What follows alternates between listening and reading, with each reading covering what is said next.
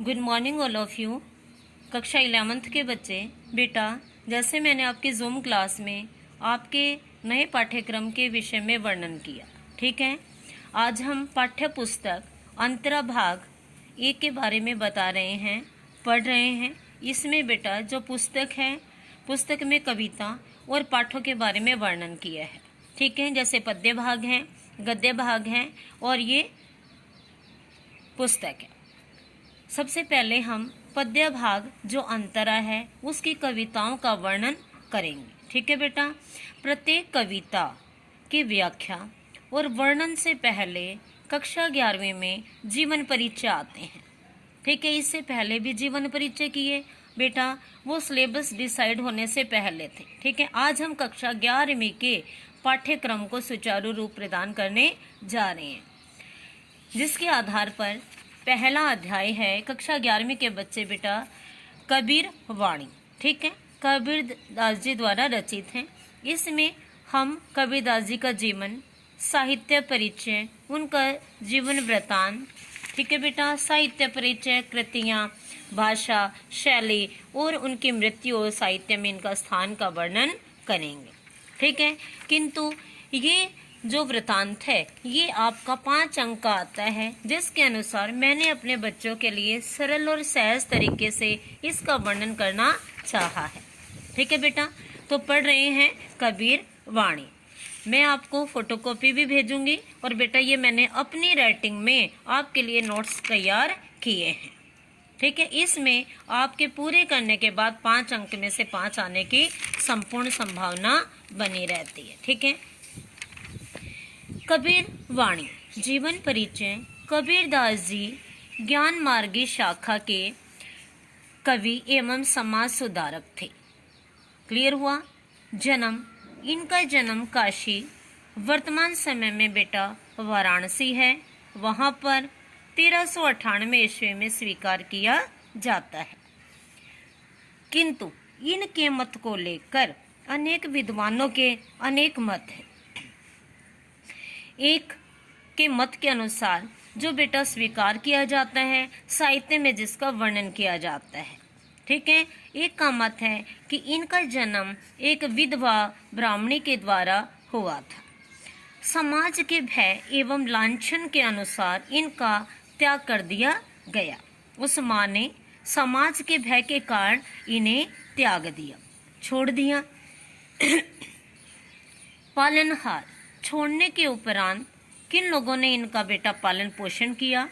स्वीकार किया जाता है कि नीरू और नीमा नामक मुसलमान जुलाहा, जो जुलाहा का व्यवसाय करते थे बेटा, उन दोनों पति पत्नी अर्थात दंपति ने इन्हें लहरतारा नामक स्थान से प्राप्त किया था, ठीक है। लहरतारा के समीप एक तालाब था बेटा, जिस तालाब में विधवा ब्राह्मणी ने इन्हें एक टोकरी में बिठा के छोड़ दिया था। वहीं से उस टोकरी को कहाँ से स्वीकार किया गया? नीरू और नीमा ने लहरतारा नामक स्थान के पास एक तालाब से उठाया।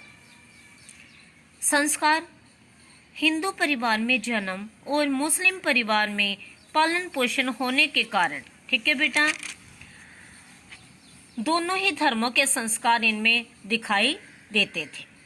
उसके तदुपरांत विवाह, इनका विवाह लोई नामक स्त्री के साथ हुआ। इनकी 2 संतानें साहित्य में दिखाई जाती हैं।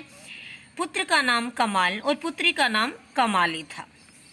गुरु, इनके गुरु रामानंद जी को स्वीकार किया जाता है। इन्हीं के कारण ही ये महान संत बन सके। साहित्यिक परिचय है बेटा इनका। कबीर दास जी जन्मजात कवि, श्रेष्ठ उपदेशक, समाज को जोड़ने वाले थे। कहा जाता है कि पुस्तकीय शिक्षा से ये सदैव वंचित रहे। ये साधु स्वभाव के थे। एक स्थान से दूसरे स्थानों पर जाने का इनका स्वभाव एवं इनकी प्रवृत्ति थी। इनके बाद भी ये अंतर्ज्ञान की दृष्टि से ये बहुमुखी प्रतिभा से संपन्न थे। कहा जाता है जहाँ न पहुँचे रवि वहाँ पहुँचे कबीर कवि। विरोधी, इन्होंने समाज में फैली दकियानों से विचारधाराओं का अंत किया।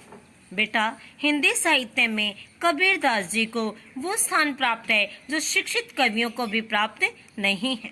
सही मायने में जो कवि की कलम होती है वो समाज की उन परंपराओं को खंडन करती है जो परंपराएं हमारे विरोधी हैं। जो परंपराएं हमारे अनुकूल हैं केवल उन्हीं परंपराओं को स्वीकार करना चाहिए। कबीरदास जी अशिक्षित होने के बावजूद भी समाज में फैली बुराइयों का अंत करने में सक्षम रहे। ये पाखंडों एवं आडंबरों के विरोधी थे।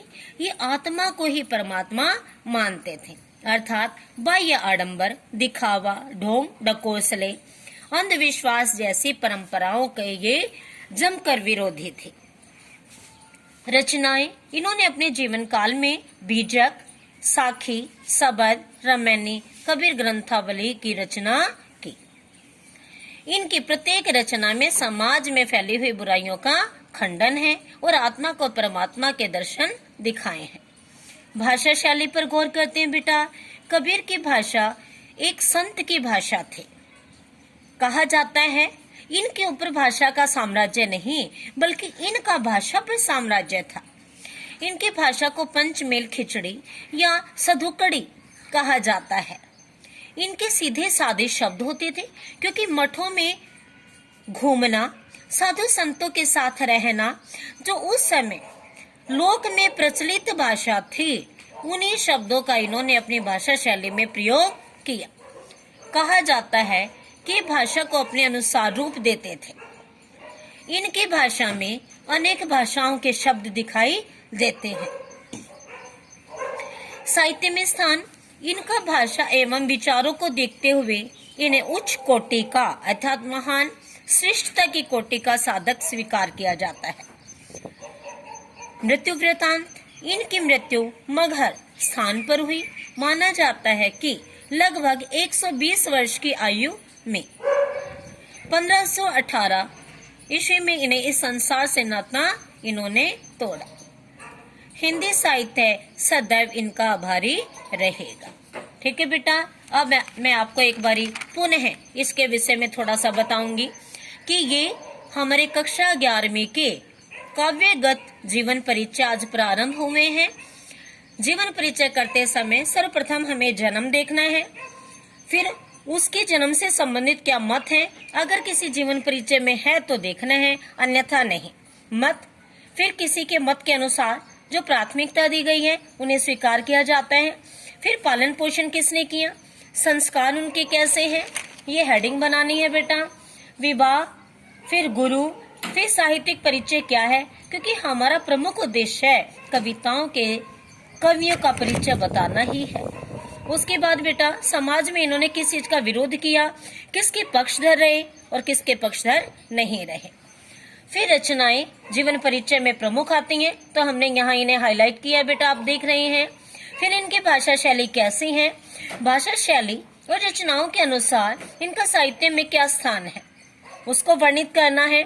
अंत में हम मृत्यु वृतांत की ओर जाते हैं और इनकी रचनाओं के द्वारा जो हिंदी साहित्य समृद्ध हुआ है, हम आप और हिंदी साहित्य सदैव इनका आभारी रहेगा।